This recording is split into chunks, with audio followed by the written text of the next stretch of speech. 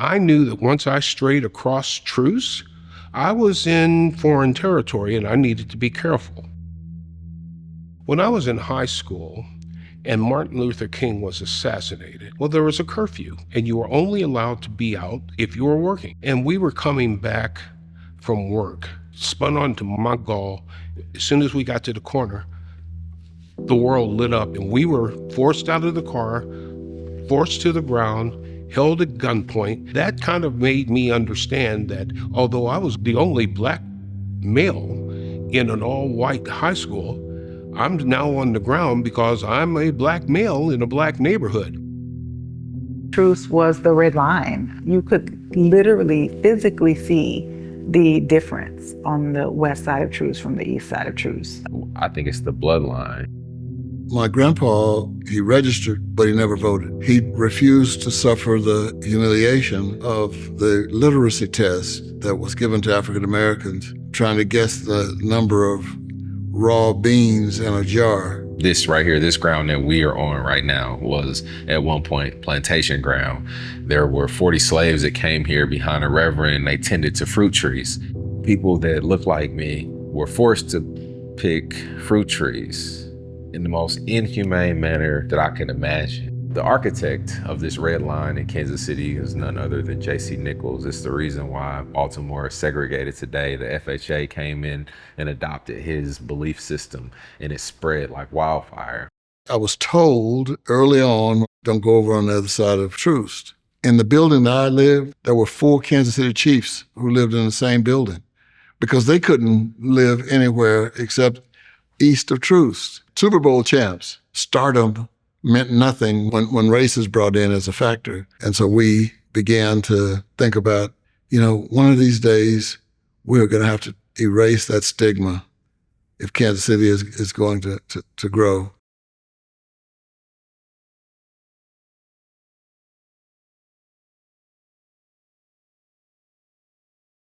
I took a lot of clues from Mayor Cleaver. I count him for breaking the barrier. I pushed my shoulders through, and then Quentin Lucas has pulled his whole body through. So I never wanted to be the stain on the painting. One big thing that we tried to do was to restore a full-service supermarket in the Prospect Linwood Shopping Center. So we tried to bring things to the east side of Troost that existed on the west side of Troost. I think it presents a shift in the power dynamics. When people think that they have a voice and an outlet for their voice in order to see that their issues are recognized and dealt with, they will take that path. When they see no path, they will build their own. This is stevia. It always trips people out to taste this and how sweet it is. I got some purple basil in here, some cut celery. I went to LA one particular trip, and my buddies, I was going to see them. At some point, they turn to me and say like, oh, we're also not gonna eat today or tomorrow. And I'm like, excuse me? And they're like, yeah, we're doing a juice cleanse. And this guy, changed his life in 60 days by drinking fresh juice. And then my grandma comes to mind. She died at 61, and she never realized that this lifestyle, this lack of healthy food, this lack of movement was ultimately killing her. This is how we disrupt things in a way that creates longevity. The life expectancy gap that exists right here in this zip code is unconscionable. It breaks my heart. The root of all of this is trust.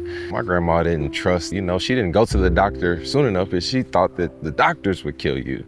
And so going back to the idea that representation could come from outside and project into a community and say, hey, this is what you need. It's impossible. If you can allow people to understand how powerful what they put in their body is, it starts to shift, because I'm not waiting on you to feed me, I'm gonna feed myself. To me, it represents tangible evidence that says, hey, price is no longer a barrier. If you can pull weeds, you can pick up trash. If you can just learn something, then you can have it. It's our job as servants to educate, to empower, to invite to the table, and even build the table.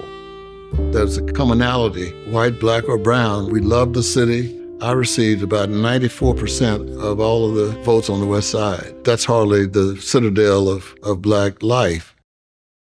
I taught character development and leadership. And Emmanuel Cleaver has been showing that his whole career. He's been somebody that we can count on, that speaks for the people that live here, the people that live in my neighborhood, the people that grew up where I grew up. And I think they're trying to get rid of him so that our voice is not heard.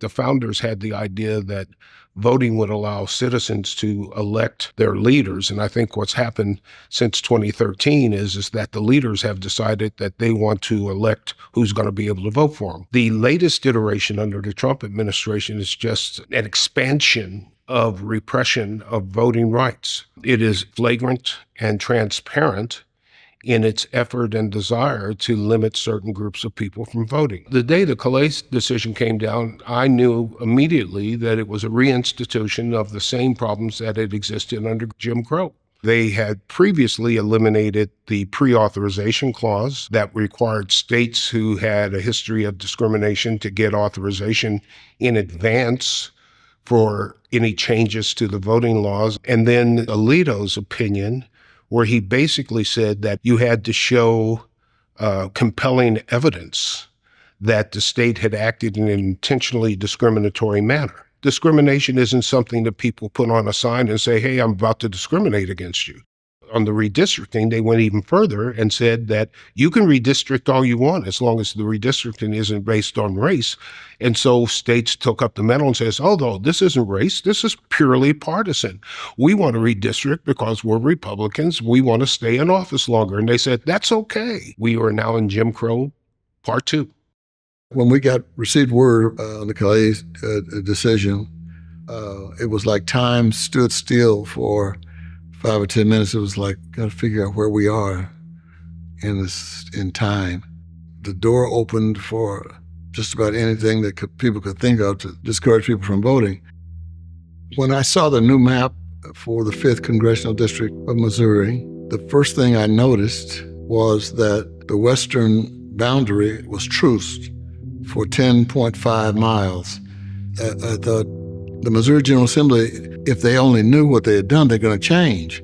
So I went to Jefferson City and requested an opportunity to speak to the Senate committee. I thought stupidly, once I tell them about Troost and what it means and what it meant, all of the time and effort that had been put into changing Troost, they would say, oh, okay, we made a mistake. We didn't know that.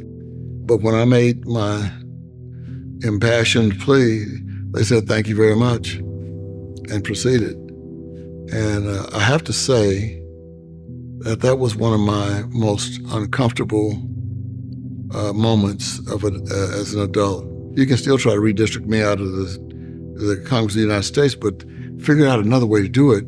Just don't do it down Troost, because that's not going to be helpful. We're going back to an era that we used to have. All of a sudden, we're back to the 1960s. A question, well, maybe my speech was not eloquent enough. It was, a stab in the chest. I was, for 3 or 4 days, really in depression, trying to fight off depression from it, because I couldn't believe we were getting ready to experience a return to days of old. They're trying to whiten and make the vote more rule, hoping that they can, kick Emmanuel Cleaver out of office.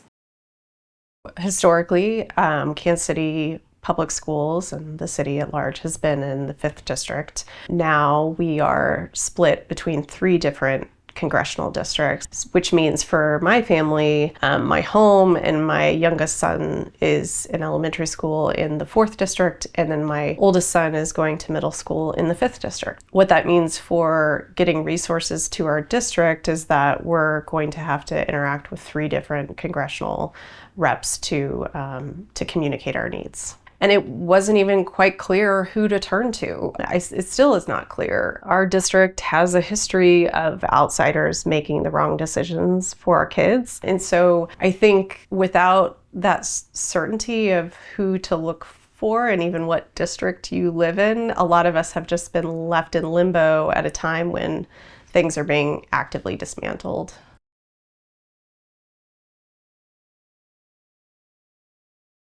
I think they knew exactly what they were doing. I don't know if they knew the history. I don't think they needed to know the history. They knew the demographics. They knew the voting patterns. They, in their own prejudice, believed that everybody east of Troost is going to vote for a Democrat and everybody west of Troost is not. Neither of those statements is true. You know, just by happenstance, redraw congressional lines down the bloodline. You know exactly what you're doing. It's very intentional. It's something that I believe we will look back on and realize how big of an opportunity we missed to re-identify who we are and to stand up as a city from our leadership perspective and say, no, we don't agree with that. And we're gonna topple that ourselves. Feels like a robbery. It feels like cheating. It makes us talk all the time about is democracy over here? Should we go someplace where maybe it's on the upswing? The thing they do not understand is because the yearbook areas and the rural areas have the different problems. My main problem is the public transportation. Some of the bus lines are getting cut due to the lack of funding. The thing concerns about me listening was how I could get to work and how I'm going to even get anywhere in the city without that bus line. It's important for those empowered to divide people. And if they want to divide people, they're going to create an illusion of scarcity. And that illusion of scarcity could look like grants that need to be divided, and there's only so much. So urban and rural districts are now fighting over those, and it's sowing division amongst all of us. But again, it's an illusion. It's not real. We have more than enough resources. Seeing my two little boys, I'd rather fight for that than just to live every single day in this imaginary world that everything is okay and that everything is bubbly. And I think that people collectively are starting to get to a tipping point where people are tired. Like, nobody wants to live around division and this perpetuation of that evil and division. Did you know they drew a new boundary along Troost Avenue?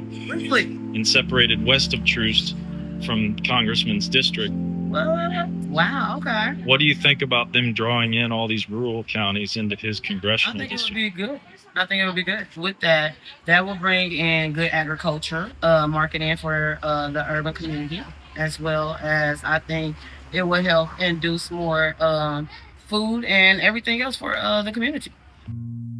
What urban and rural places have is a real commonality with defunded schools, with our roads not being paved, with no sidewalks, without hospital access, without childcare. And so if we came together, we would be unstoppable because we're suffering from the same things. It just looks a little different.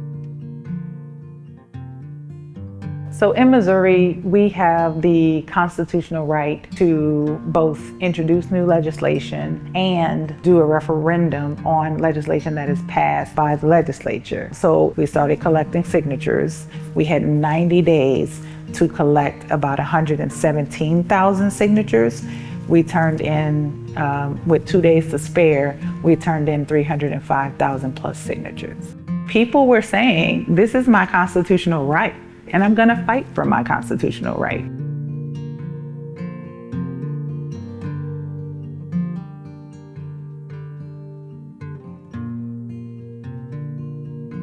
It's a 1-2 punch, right? There are automatically watering down District 5's power by pulling in rural, mostly white areas. And then by taking away our actual voice, they're able to basically take away our representation. Our US Constitution starts with we the people. The legislature 118 years ago said, if you give us the power to represent you and make laws, we will give you the power to check us. And that's what we've been doing for over a century. It may not look like it. It may not always feel like it, but we are all in this thing together. If one segment of our population fails, this entire population will be failing as well. You may be the person sitting back off the beach, but eventually your feet are going to get wet. The wave is going to come in, and at some point it's going to be a tsunami, and you're going to get soaked and maybe drown. We are connected. If we can't figure out how we are going to collaborate, work together, and produce together, then we're all going to sink.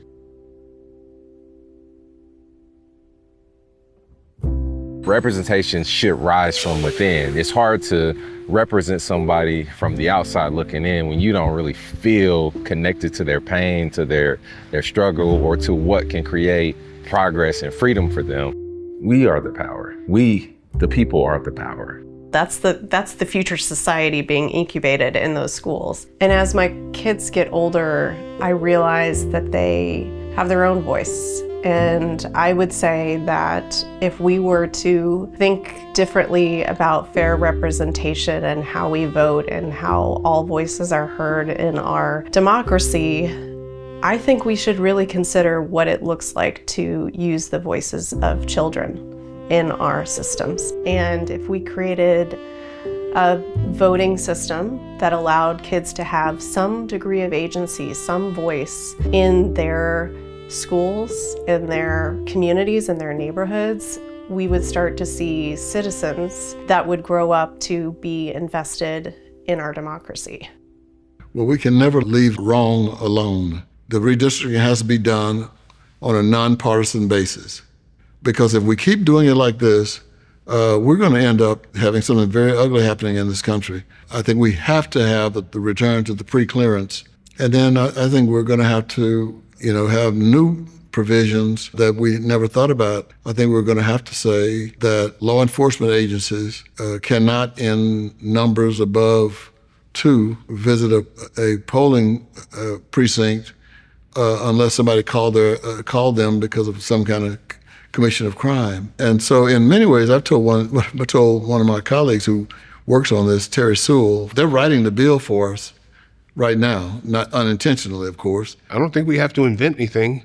Just pass the John Lewis Voting Rights Act. Just pass it. It goes back to the pre-authorization, but it modernizes it. It would also get rid of the idea of closing polling locations in minority districts, which is happening and has happened repeatedly and continues to happen. Every single citizen has the right to vote, and we need to get out of their way. The lawmakers need to get out of their way.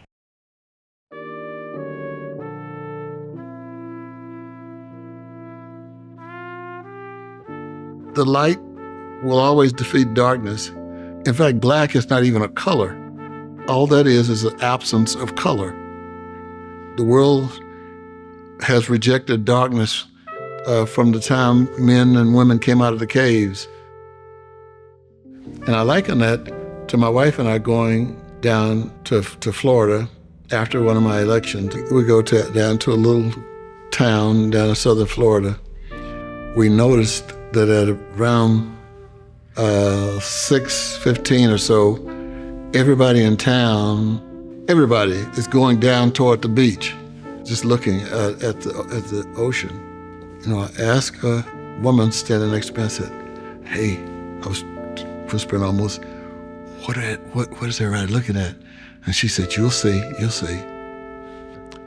And then the sun appears to have fallen into the waters of the Gulf. After 5 minutes or so, it sinks, but it doesn't get dark. There's an afterglow that lasts 5 minutes. There is always an afterglow. One generation passes and make things happen, and we live in their afterglow. I've spent some of my time in the afterglow of some of the great people. This world, this community, is more important than any one person. And man, I think our children and their children's children are going to look back at this moment and say, boy, our great-great-grandparents, things were really bad and they flipped it over and saved our nation, our city. Let's take us a drive down Troost again, and then we can live in the afterglow of the work they've done.